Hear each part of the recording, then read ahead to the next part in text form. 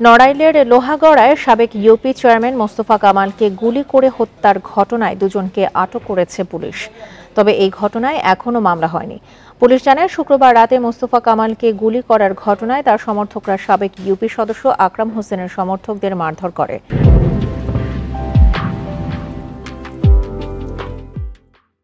এতে ফয়সাল ও পলাশ নামের দুজন খুলনা মেডিকেলে চিকিৎসাধীন।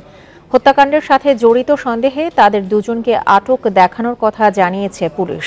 এর আগে শুক্রবার রাতে মল্লিকপুর ইউনিয়নের মঙ্গলহাটা এলাকায় মল্লিকপুর ইউপির সাবেক চেয়ারম্যান মোস্তফা কামালকে গুলি করে দুর্বৃত্তরা।